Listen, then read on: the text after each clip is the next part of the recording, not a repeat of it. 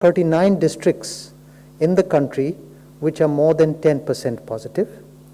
145 districts are between 5 and 10% positivity. And 350 districts, which is more than half of India, nearly half of India, is less than 5% positive. So we're moving in the right direction, and this testing which has been ramped up, and as well as the containment that has worked at the district level has worked. However, it is not a sustainable solution. We have to find a mechanism how we have to ease our containment or lockdown, and that has to be done very gradually and very slowly. So it basically revolves, the opening up revolves on 3 pillars. One, the test positivity rate in that particular district has to be less than 5% over 1 week. So 7-day average has to be less than 5%. That is the first thing. The second point is the vulnerable individuals, that is elderly, more than 60, more than 45 with comorbidities should be vaccinated tremendously, and their vaccination rate should reach up to 70%. This is the second point. And the third point is that community ownership for this whole program of COVID appropriate behavior as well as care should be taken up by the community in a big way. So this is what are the 3 ways how we will gradually open up. We have to remember that our vaccination is being ramped up, and by December we hope to have the whole country vaccinated. We are a country where only, if you look at data, there is Pfizer and Moderna being produced by USA. You have the Sputnik produced by Russia. You have the Covishield produced by UK and India. You have the Sinovac produced by China. You have Covaxin produced by India. So India is one of the 5 countries which is producing vaccines. If we were not producing vaccines, imagine where would we be? So there is no shortage of vaccines. The shortage is what you feel if you want to vaccinate the country within a month. So we are vaccinating the country. It is a large population. The total number of vaccinations done in this country is nearly equivalent to the total number done in the United States, the number of doses. And we have also a large population. Our population is 4 times the population of the United States of America. So we have to be very clear and have some patience. By the middle of the year or early part of July or in middle of July or early August, we will have more than enough doses to vaccinate up to 1 crore per day. And we should be able to cover up this little, if you're going from destination A to destination B, if you're traveling by car or by train, sometimes the speed is high, sometimes the speed is slow. So you ultimately want to reach the destination in a limited time. And that is what our purpose is, to cover the entire population by December, which we should be able to do. So you have to have patience. Why I'm saying patience is that the unlocking also has to be done very patiently, guided by the amount of vaccination that has been done for the vulnerable groups. Thank you. Dr. V.K. Paul ji. Thank you, Dr. Bhargav. Thank you, Love. I'd like to emphasize 3 points today. Firstly, I'd like to inform that our focus on childhood COVID disease is gaining our attention. We have said from this podium that pediatric population is generally asymptomatic. They get infection, often they get infection, but their symptoms are minimal, symptoms are nil, और अगर बीमारी बच्चों में होती है Covid तो serious shape नहीं लेते, हॉस्पिटलाइजेशन करने की ज़रूरत बहुत कम पड़ती है। लेकिन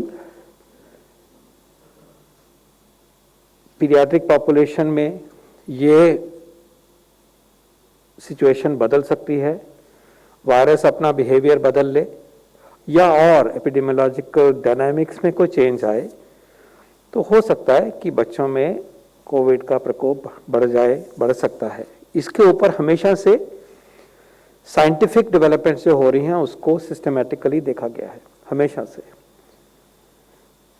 और जैसे डेटा हमारे पास अवेलेबल है उसमें ये क्लियर इमर्ज होता है कि अगर हम देखें कि एडमिशन मेन कोविड बड़ी फैसिलिटीज़ में जहां बच्चे भी दाखिल हो रहे हैं, बहुत छोटी परसेंट में एडमिशन की ज़रूरत पड़ी है। कभी ऐसा नहीं हुआ कि हमारे पीडियाट्रिक केयर का जो इंफ्रास्ट्रक्चर है उसके ऊपर कोई बोझ, एक्स्ट्रा बोझ, अनयूजुअल बोझ ऐसा हुआ हो।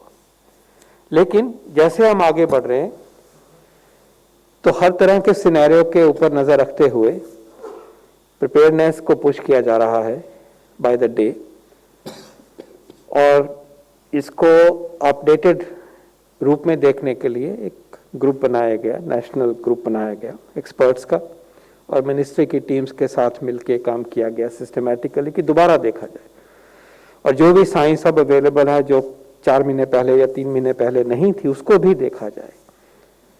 उस सब को देखते हुए, जोड़ते हुए और देश के एक्सपीरियंस को समझते हुए, डेटा को समझते हुए, क्लिनिकल प्रोफाइल को समझते हुए, डिजीज डायनामिक्स को देखते हुए, पेंडेमिक के बिहेवियर को देखते हुए और वायरस की नेचर को देखते हुए new way to address this और रिन्यूड वे, अपडेटेड वे करने के लिए गाइडलाइंस जो हैं वो इस ग्रुप ने हमें प्रस्तुत कर दी हैं, और इसके ऊपर इनको अडॉप्ट किया जाएगा, प्रोसेस में है, एक आधे दिन में ये हो जाएगा काम। कहने का तात्पर्य यह है कि ये काम जो हमने यहाँ अर्लियर मेंशन किया था, earlier also we had mention, वो काम तरीके से पूरा हुआ है। और वी आर रीअश्योर यू कि पीडियाट्रिक पॉपुलेशन को कोविड के लिए जो ज़रूरत है वो उसका बंदोबस्त होगा, और उस बंदोबस्त में कोई कमी नहीं होगी। और जैसे मैंने कहा, उसको नई साइंस, नए एक्सपीरियंस, नए नॉलेज को भी भरपूर करते हुए उस तरफ हम बढ़ेंगे।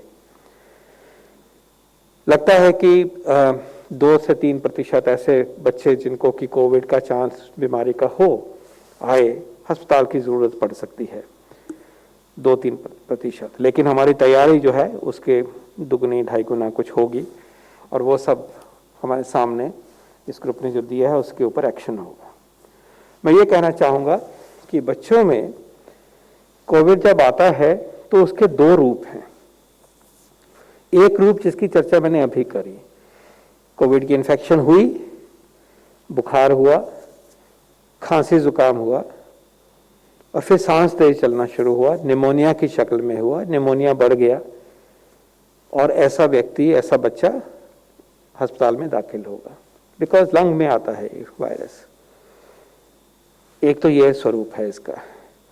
लेकिन यह भी सामने आया कि ये कोविड होने के बाद 2 से 6 हफ्ते बाद ये खत्म हो गया। कोविड हुआ, पता भी नहीं चला, हुआ तो खांसी जुकाम हुई।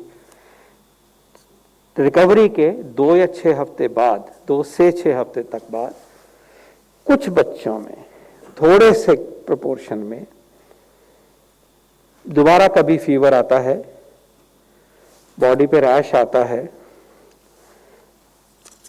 आंखें इन्फ्लेम हो जाती हैं जिसको कंजंक्टिवाइटिस कहते हैं, डायरिया, वॉमिटिंग हो सकता है, सांस फूल सकता है, ब्लीडिंग टेंडेंसी हो जाती है। ऐसा लगता है कि बीमारी एक सिस्टम में नहीं है, निमोनिया की लंग में नहीं है, सब जगह जगह पे फैली गई है। तो इस सिंड्रोम को मल्टी सिस्टम इन्फ्लेमेटरी सिंड्रोम कहा जाता है। मल्टी सिस्टम मतलब एक बॉडी का सिस्टम इन्वॉल्व नहीं है, इन्फ्लेमेशन है तो इन्फ्लेमेटरी है, तो ये जगह जगह इसका इफेक्ट है। ये पोस्ट कोविड है। याद ये रहे कि उस टाइम पे वायरस बॉडी में नहीं मिलेगा और आरटी-पीसीआर टेस्ट भी नेगेटिव होगा, लेकिन आप एंटीबॉडी करेंगे तो लगेगा कि हो चुका है। तो ये एक यूनिक बीमारी है जो बच्चों में देखी गई है।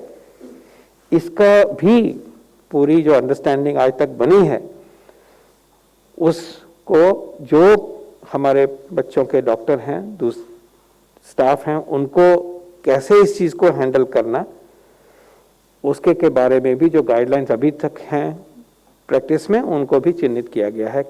लेकिन ये एक इस संदर्भ में भी मेंशन करना उचित है, क्योंकि हमारी पीक अभी 4 हफ्ते 6 हफ्ते पहले गुजरी है। तो अगर बच्चों में परसिस्टेंट फीवर है, रैश है, ब्लीडिंग हो की टेंडेंसी है, स्किन पे ब्लीड हो रहा है, एकदम से सांस बढ़ रहा है, तो उसमें ये multi system inflammatory disorder of children को हमें याद रखना चाहिए। और इसके इलाज जो है इसका बहुत कठिन नहीं है, लेकिन टाइमली इलाज है और तरीके से जल्दी से इलाज होना चाहिए, और इमरजेंसी सिचुएशन में इमरजेंसी सिचुएशन की तरह ये प्रेजेंट करता है। तो in short, we are happy to report to you that we are working very systematically, comprehensively to address the problem of pediatric COVID disease for now as well as into future, and we will strengthen our facilities as required. We will do an audit of what is required, what might be required in a worst case scenario, and the steps will be taken and be put into action. The दूसरा point मैं ये raise करना चाहूँगा कि कुछ खबरें ऐसे चल रही हैं कि जैसे कहा जा रहा है कि कोविशील्ड की अब 1 डोज लगेगी, ऐसा सुना गया है।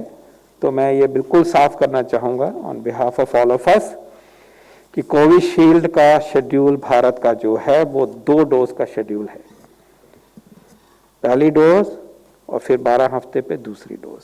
There is no change, there is absolutely no change. Covaxin का भी 2 डोज का शेड्यूल है, पहली डोज और सेकंड डोज 4 to 6 वीक्स के बाद, 4 से 6 हफ्ते के बाद। यही शेड्यूल को लेके हम अपने वैक्सीनेशन कार्यक्रम को आगे बढ़ा रहे हैं। इसमें गलतफहमी पैदा नहीं करनी चाहिए, इसमें हमें कंफ्यूजन पैदा नहीं करना चाहिए। हम सब ने इन 2 वैक्सीन की 2 डोसेस लेनी है। प्लीज़ इसको फॉलो करिए, और इसमें जो भी कोई भ्रांति हुई है उसको हम चाहेंगे कि वो दूर हो जाए अच्छी तरह से। एक और विषय चर्चा में आया कि mixing of dose, mixing of vaccines की बात हुई है और पब्लिक नैरेटिव में आया है। उसको डॉक्टर भार्गव भी एक्सप्लेन कर सकते हैं मेरे बाद, लेकिन मैं ये कहना चाहूँगा, पिछली बारी थोड़ी सी चर्चा हुई थी और हमने ये कहा था कि एक वैक्सीन ए है मान लीजिए, तो उसके बाद दूसरी डोज उसकी क्या बी हो सकती है, या ये दोनों ए लगी उसके बाद बूस्टर बी हो सकता है। तो उसके बारे में एक पॉसिबिलिटी ये है कि बॉडी को दूसरे वैक्सीन से खूब रिएक्शन हो, खराबी कर सकता है। ये एक साइंटिफिक कंसिडरेशन है कि क्या ऐसे हो सकता है, खासकर एक दूसरा वैक्सीन जो अलग प्लेटफॉर्म का बना हो। दूसरी ओर साइंस ये भी इंडिकेट करती है कि यहां ए मिला और बी मिलने से इम्यूनिटी ज्यादा आती है, ये भी दिखाया गया, फायदा भी दिखाया गया। Possibility of positive effect is also plausible. लेकिन जब इन चीजों का इस तरह से इक्विपॉइज होता है तो रिसर्च और साइंस को उस तरीके से परसू किया जाता है। And this is where exactly this whole notion is possibly useful. A severe reaction and harm cannot be ruled out, and therefore there is research going on in other countries. किसी ने Covishield और Pfizer को mix करने की बात कही या follow करने की बात करी, तो ये एक साइंस का मुद्दा है। जब तक ये सॉर्ट आउट नहीं होता, हम इसको कहेंगे कि एक अनरिजॉल्व साइंटिफिक क्वेश्चन है। इसके ऊपर प्रोग्राम की दृष्टि से और रोजमर्रा में हम जैसे इकट्ठे चले हैं इस पैंडेमिक को कंट्रोल करने में, उसमें हमारी स्ट्रेटजी में कोई बदलाव नहीं है। साइंस की क्यूरियोसिटी है, साइंस इसको सेटल करेगी, और जो योगदान इस काम में हमें देना होगा अपने देश में वो हम करेंगे, उसकी जितनी जो भी जरूरत है वो करेंगे। Till then there is no mixing of vaccines. तो हमारा शेड्यूल बिल्कुल साफ है। कोवैक्सीन मिला है आज, तो अगली बारी भी आपको कोवैक्सीन लेना है। कोविशील्ड आपकी फर्स्ट डोज है, सेकंड डोज भी कोविशील्ड होगी। This is our SOP, please stick to this. कोई नई चीज जब आएगी फैसला सिस्टमैटिकली किया जाएगा, इसी मन से हम आपके साथ शेयर करेंगे। तो ये मैं क्लियर करना चाहूंगा, कोविशील्ड की 2 डोज, कोवैक्सीन की 2 डोज और mixing of vaccine is not a protocol. हम वही वैक्सीन लगाएंगे दूसरी बारी जो पहली बारी लगा है। और लास्ट में जो डॉक्टर भार्गव ने टिप्पणी करी है हमारी पैंडेमिक सिचुएशन पे, मैं उसको एंडोर्स करता हूं और यही कहूंगा कि मुश्किल से सैक्रिफाइस करते हुए इस पैंडेमिक को नीचे लाने में हम सफल हुए। Have to be very cautious. ये सिचुएशन इसलिए है कि दबाया है वायरस को, ये अपने आप नहीं है। ये सोचा जाए कि हम फिर वही सिचुएशन में आएंगे और सब ऐसा रहेगा, ऐसा बिल्कुल नहीं है। इस पीरियड को हमें इस्तेमाल करना है कि हम अपने आप को दृढ़ करें कि हमने कोविड अप्रोप्रिएट बिहेवियर रखना है, मास्क पहनने हैं, बिल्कुल कभी गलती नहीं करनी है। अब हमें यह निश्चय करना होगा कि हमारे कंटेनमेंट स्ट्रैटेजी, हमारे कॉन्टैक्ट ट्रेसिंग, हमारी टेस्टिंग, हमारे माइक्रो कंटेनमेंट जोन, हमारा community response and supporting families and individuals who are isolated whether in hospital situation और क्वारंटाइंड पेंडिंग देयर रिपोर्ट्स, हमें उनको सपोर्ट करना है। और हमें अगली तैयारी, फ्यूचर में क्या सिनेरियो हो सकते हैं, उसके लिए हमें तैयार रहना है। और अगर हम पूरी कोशिश ये करेंगे और प्रोटोकॉल्स को अच्छी तरह से फॉलो करेंगे, इंडिविजुअली भी और कलेक्टिवली, तो फिर क्यों कोई दूसरी बारी कोई वेव आएगी। और अगर हम मेहनत करते करते 4-5 महीने निकाल दें, हमारा वैक्सीनेशन का प्रोग्राम बहुत आगे तक चला जाएगा। जिस रास्ते पे हम चले हैं अपना ध्येय लेके, जिसको डॉक्टर भार्गव ने आपके सामने प्रस्तुत किया अपने शब्दों में, उसमें हम इतना आगे चले जाएंगे कि हमारा देश प्रोटेक्टेड होगा और इस वायरस को दबाने में हम तब बहुत अच्छी तरह से सशक्त हो चुके होंगे और फिर जिंदगी नॉर्मल की तरफ आ सकेगी और वायरस का मुकाबला हो चुका होगा। लेकिन तब तक बहुत जिम्मेवारी से हमें वो सारे टूल्स इस्तेमाल करने हैं, टेस्टिंग का टूल, कंटेनमेंट का, क्लिनिकल केयर का, अप्रोप्रिएट बिहेवियर का और वैक्सीनेशन का और संयम का, अपने आप को डिसिप्लिन करके रखने का। इन सब टूल्स को इस्तेमाल करते हुए हमें इस वायरस को हमें कंटेन करना है तब तक, जब तक कि हम उस सिचुएशन में ना पहुंच जाएं कि हम सबको ऑप्टिमम प्रोपोर्शन को हमें वैक्सीन मिल गया है। बहुत बहुत धन्यवाद। डॉक्टर भार्गव, आप कुछ कहना चाहें?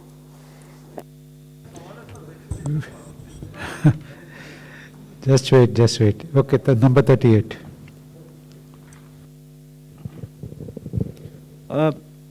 डॉक्टर पॉल से एक मेरा सवाल है सर। जो एक मुद्दा देश भर के डॉक्टरों को लेकर है और देश भर के डॉक्टर नाराजगी भी अपनी जता रहे हैं, आज ब्लैक डे भी मना रहे हैं स्वामी रामदेव को लेकर, उस पर किस तरीके से, क्या जो कोरोना को लेकर इलाज चल रहा है अस्पतालों में, उससे कुछ ये मामला डाइवर्ट हो सकता है, या डॉक्टरों को आप क्या कहना चाहेंगे? मुझे इस पे कोई टिप्पणी नहीं। Number 15.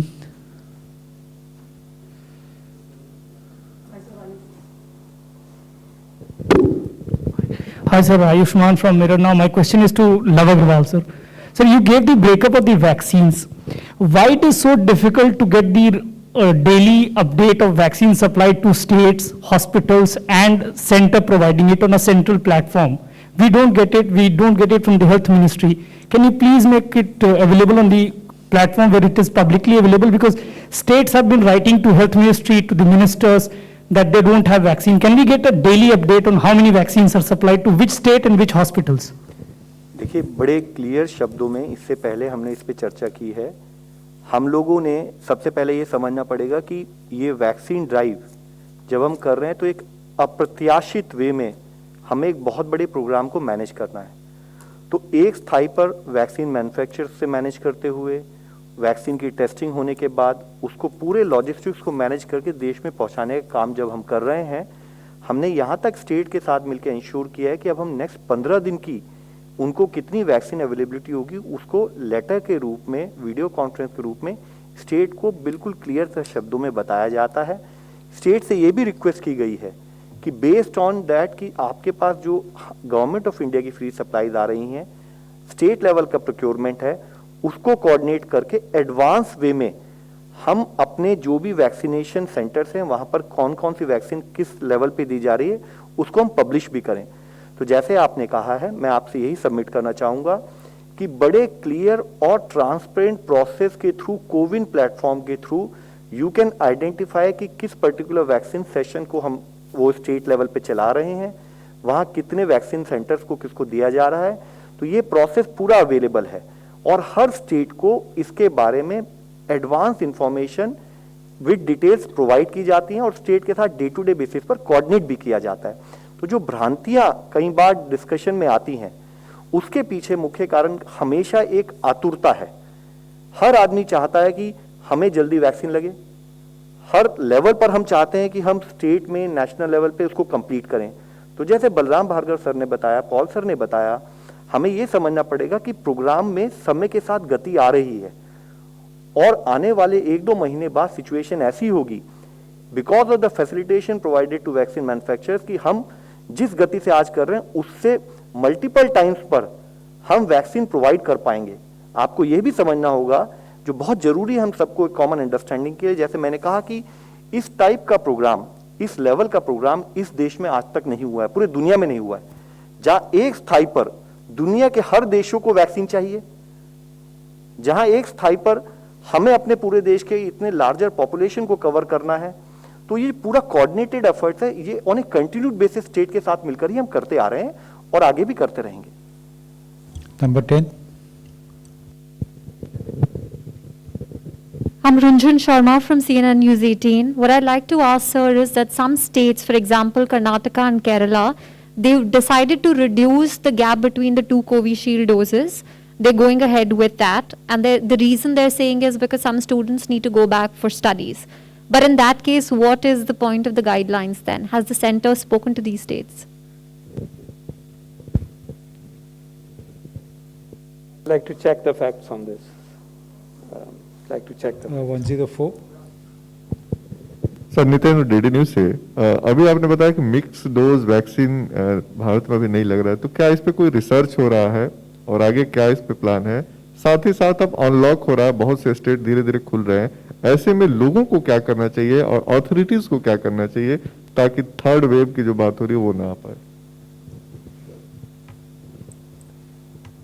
इस पे रिसर्च इंटरनेशनली हो रहा है, मिक्सिंग ऑफ डोजेस पे, इंटरचेंजेबिलिटी ऑफ वैक्सीन्स पे। Inadvertent mixing of doses has been reported in India as well, and individuals are being followed for care and well-being for those are being followed.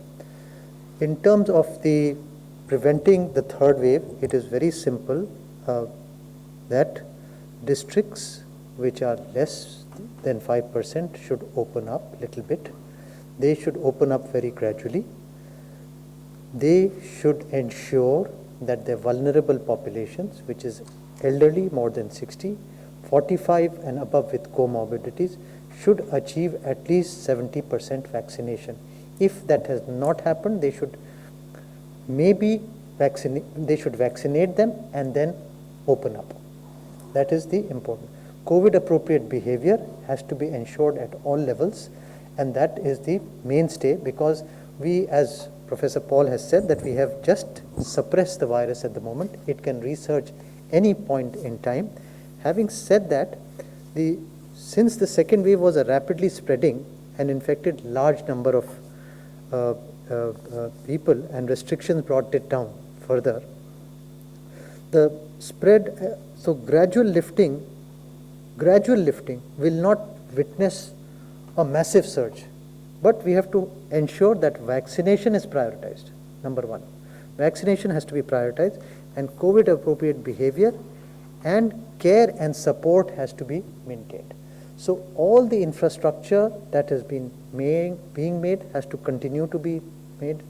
People have to take the ownership as a community that this is a disease and this is our behavior, and they have to control that. And the use of masks, use of social distancing has to continue till such time the more than 70% of the population is vaccinated, or we are able to achieve herd immunity in a population. 116. Sir नमस्ते, मैं अशोक हूँ ANI से। गांव से sir कई ऐसी अफवाह और इंटरव्यूज वीडियोस आ रहे हैं कि लोग वैक्सीन लगाने की बजाय ये बातें कर रहे हैं कि अगर वैक्सीन लग गई तो हम लोग मर सकते हैं या फिर हमारी जान को खतरा है।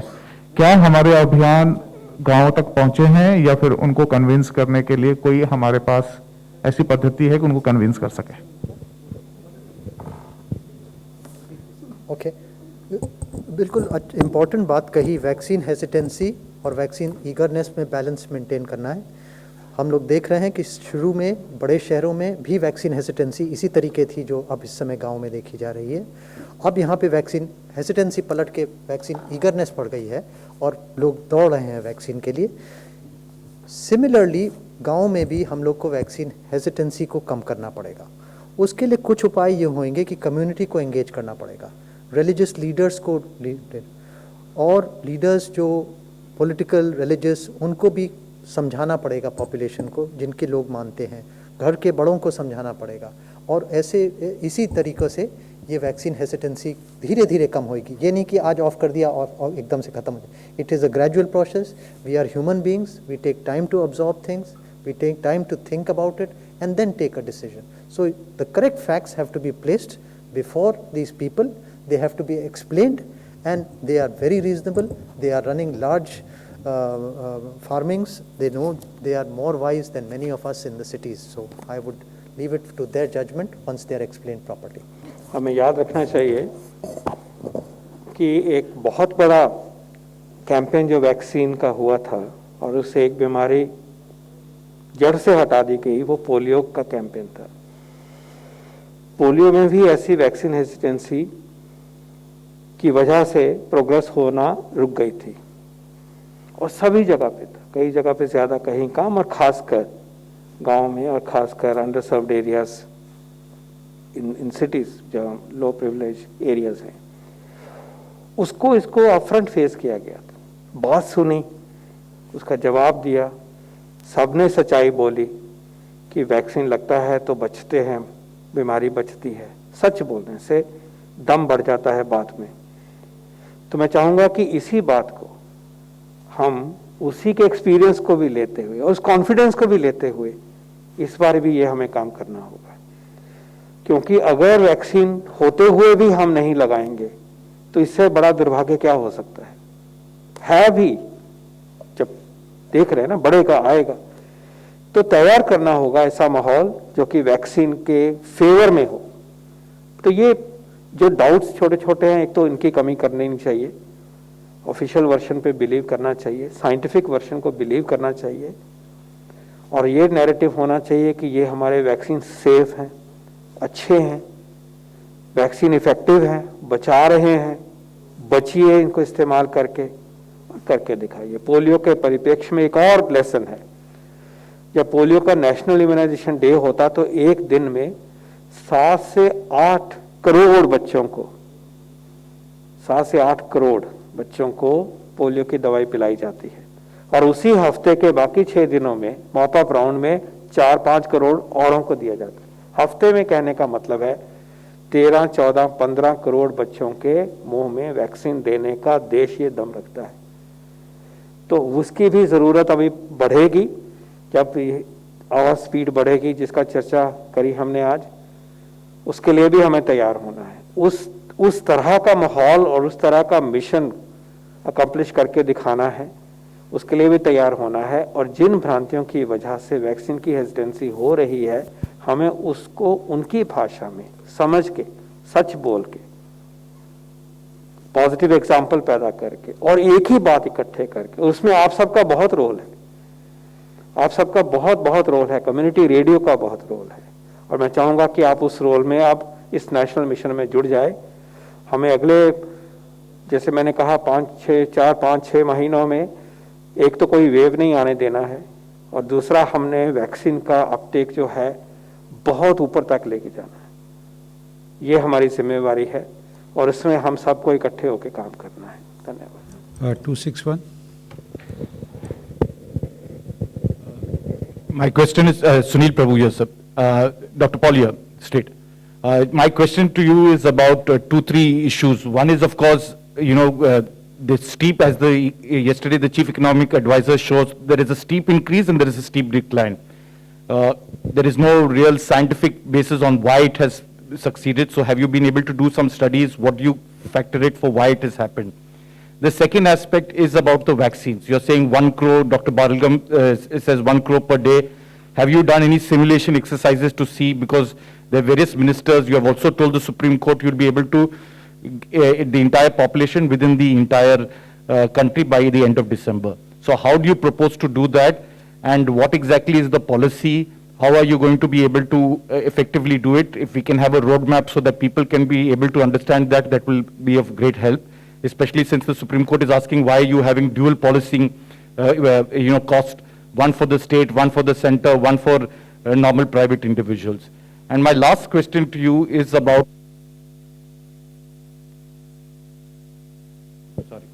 that doctor, bring it down to 5% in terms of positivity. How do we go ahead with the issue of, in the districts? Because the National Disaster Management Act has not only made it 10%. So how do you then, or are you going to revise the guidelines?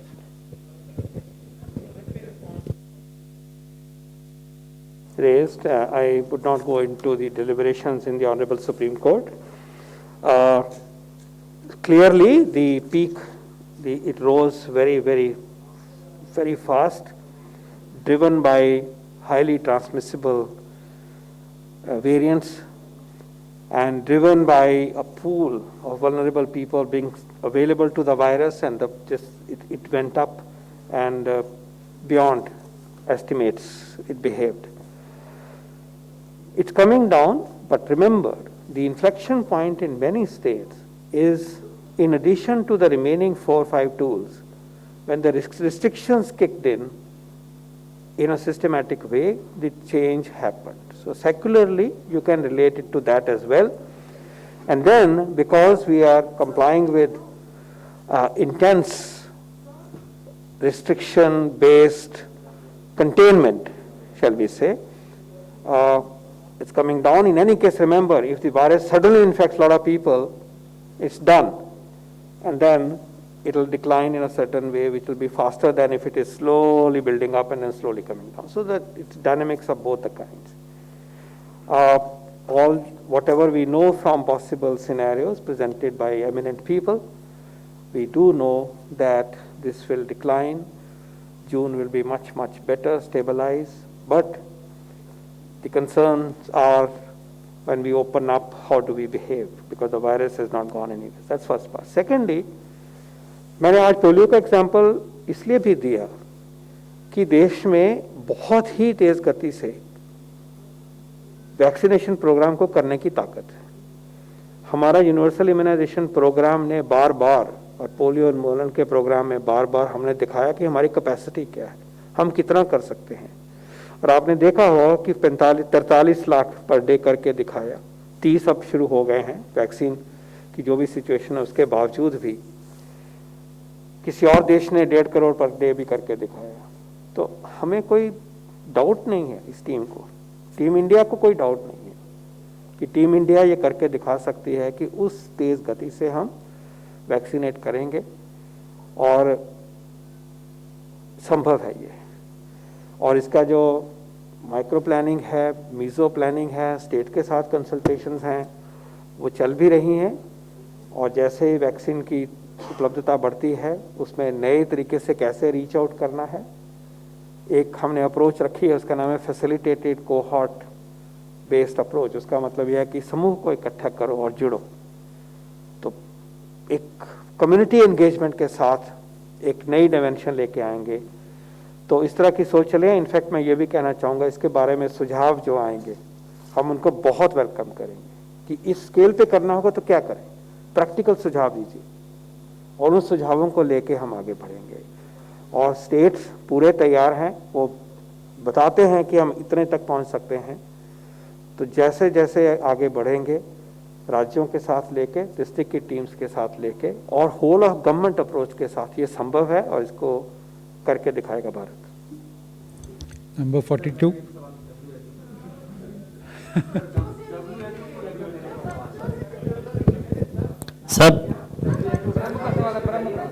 Sir इस तरफ sir. Okay, we'll come back to you. 42. Sir.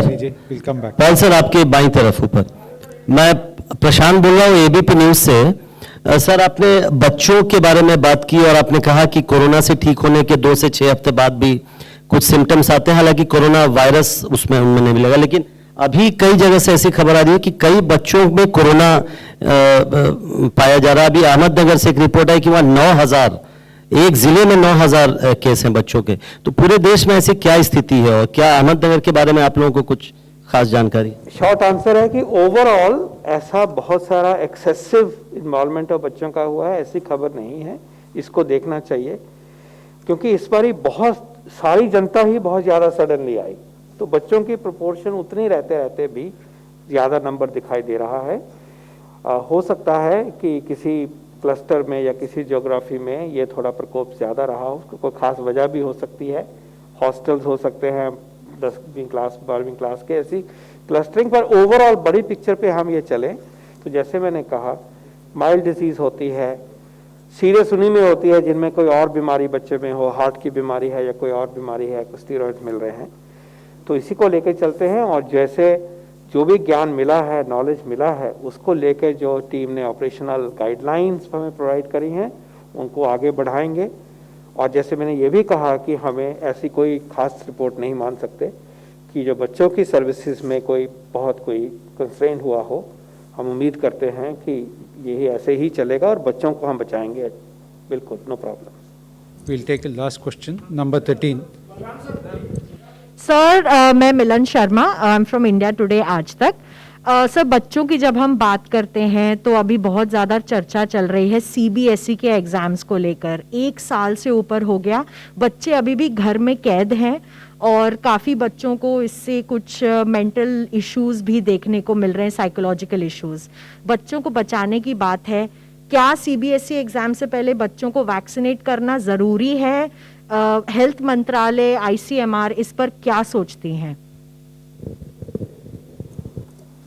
बच्चों के exam जो हैं होने हैं उसके बारे में अलग प्रक्रिया है। पूरी स्टेक होल्डर कंसल्टेशंस हुई हैं, उसके जो फैसले उस प्रक्रिया में होंगे हमें उनको मानना है और वो बिल्कुल बैलेंस होगा, ये हमारी उम्मीद भी है, अपेक्षा भी है। दूसरी बात जो आपने कही कि बच्चों को वैक्सीन की बात हुई, वो मैं इस मंच से कह चुका हूँ कि जो अवेलेबल वैक्सीन है वो 18 से नीचे दिए जाएं। इसके बारे में अभी तक हमारे पास बिना डेटा के, बिना एक्सपीरियंस के, बिना ट्रायल के कहना उचित नहीं होगा। कुछ वैक्सीन बाहर के देशों में जो बच्चों तक पहुँचे हैं उनका डेटा मिल गया है। हमारे देश में कोवैक्सीन का बच्चों पे ट्रायल है और जो एक वैक्सीन बन रहा है जाइडस द्वारा, डीएनए वैक्सीन है, उसमें भी बच्चे सम्मिलित हैं। जैसे ही ये साइंटिफिक डेटा मिलेगा जो प्रूव करता है कि बच्चों के में देना सेफ है और बच्चों में इम्यूनोजेनिसिटी आती है, ऐसा कॉन्फिडेंस हमारी साइंटिफिक कम्युनिटी को होगा तो फिर हम आगे बढ़ेंगे। Thank you. South African variant का नाम दिया, इंडियन वेरिएंट का नाम दिया, लेकिन चाइनीज जहां से आया है वायरस वहां कोई नाम नहीं। उसको लेकर भारत जताएगा, कहेगा WHO पे ऐतराज जताएगा क्या? Thank you.